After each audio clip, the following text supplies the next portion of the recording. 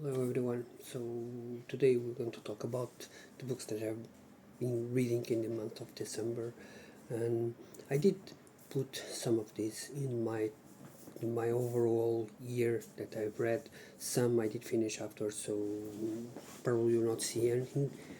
Um, Probably my top 20 would suffer a change, but let's talk about it as soon as I can. So um, the first book one of the book I finished was this one, Murder Most Haunted by Emma Mason. I didn't enjoy this book at all.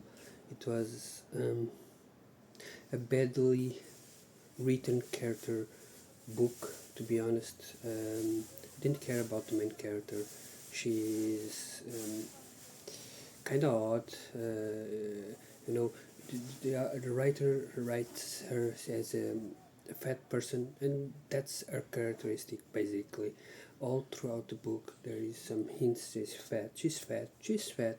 So fat that she needs to pay spaces. They need a cane, and so on. So I don't understand the needs for this, and and she also gay. So I know that probably she was hinting to give some depth to our voice to this type of characters that are not usually well that talked, but in this case it felt flat, and I didn't enjoy this. Then another book I thought that it was too long was Darkness by John Sawu. This book was too long. It was a book about a young teen that goes to a small town to live her life. She meets a boy there, and they think they are different, special. They are both adopted, and we never really in the beginning we don't know what's happening, but then there's talks about the dark man, and we thought, okay, this is some kind of supernatural stuff.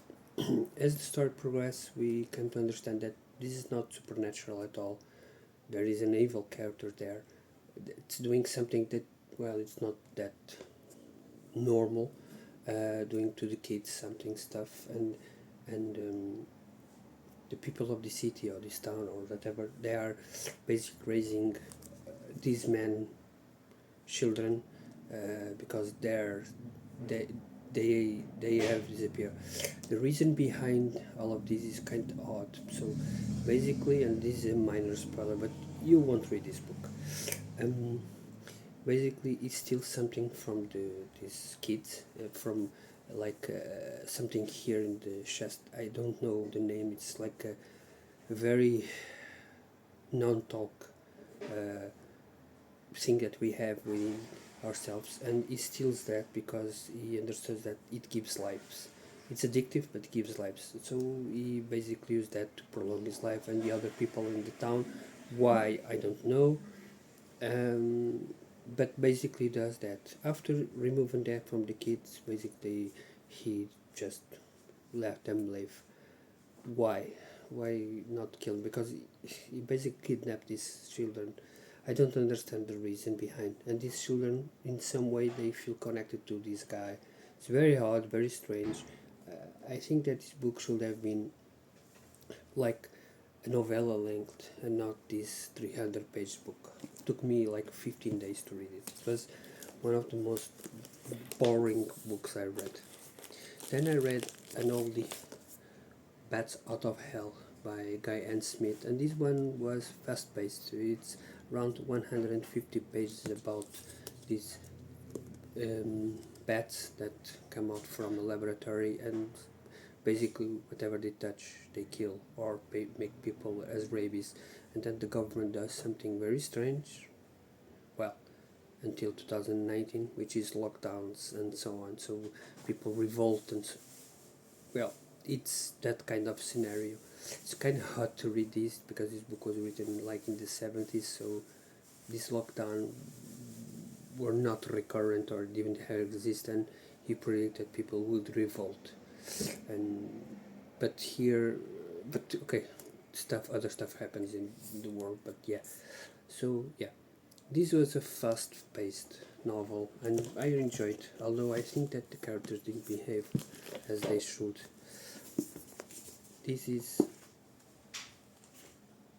Murder is Announced by Agatha Christie, who is basically there is a crime being committed in a couple of days, and so people are invited to witness that crime.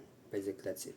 And so, what happens here is that this person reads in the journal that there's a crime going to be happening there today or tomorrow or something like that, and so people gather there, of course, and as they gather there, there is indeed a crime, but the only person which is killed is the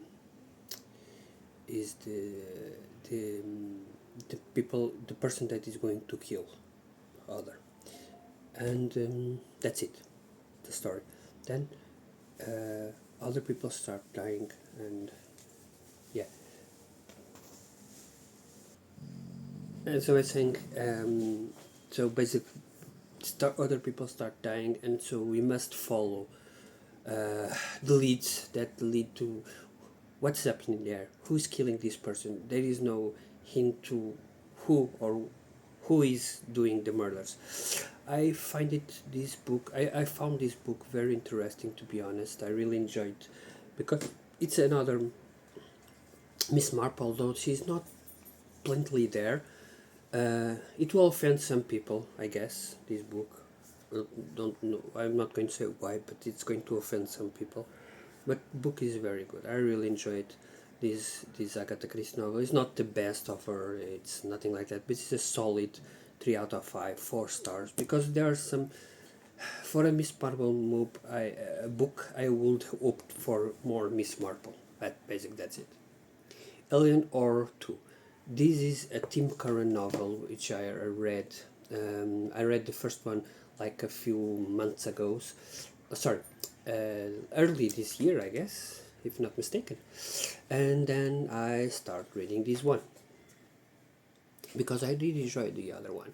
One of my favorite stuff I enjoy, I'm looking forward for books in that space is, well, space. It's books of or in space, and this book is Alien or in Space. Basically, that's it. And although I did find it more interesting, the first one, the Alien Wars, is more interesting. This one is also good. I gave it 81 out of 100, so it's good. 4 stars, solid 4 stars. My main issue and my main problem was me, to be honest. What I mean by this is that probably I should not read this book in one go. And this book has a lot of short stories that may be not connected, are not connected, may be very similar in tone, and so you get sick of it. So that's why I think that overall I did enjoy the novel, but yeah, that part was not interesting. Overall, I would advise to anyone who wants to catch that horror stuff in space, yeah, read this one. Finally, I read The Demonic by Lee Montfort. This is my first book of his, and I enjoyed so much of this book that I end up buying 3 more. These are novels set in this house in England, where this family is coming to this house because the main protagonist is a woman. Her father died, and so she go back to the house to bury her father, and at the same time to work around the house and sell the house. Okay. She's accompanied by his husband and 2 children. The children are like 17 and 14. This child, the male, has some problems with is like I guess you can call it, has a problem with his legs. He can't really walk without his canes and so on. But overall, mind is perfect.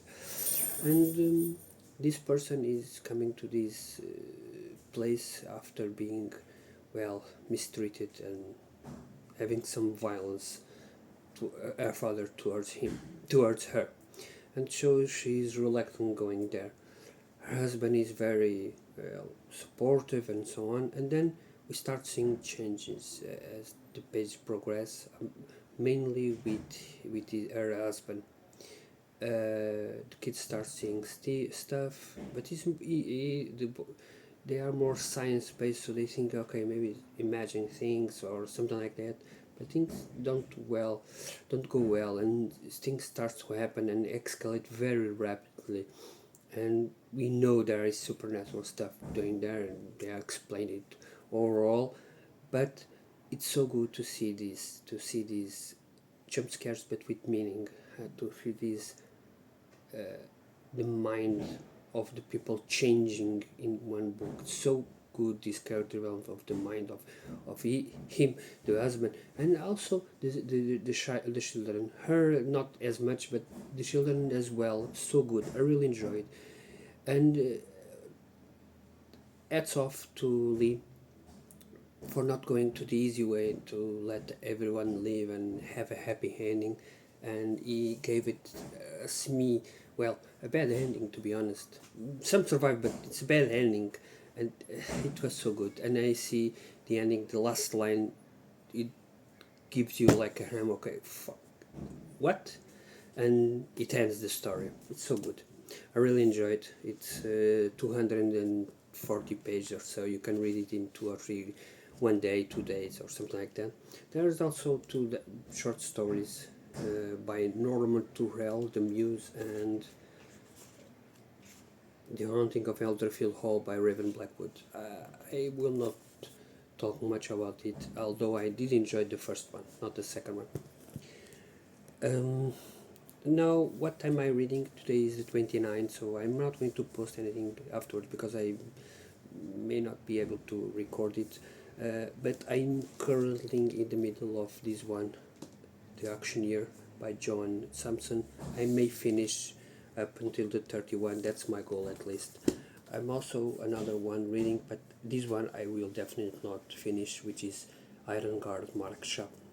But I want to try to finish this too before the end of the year, or if not in the first day or second, so I can have a clean state.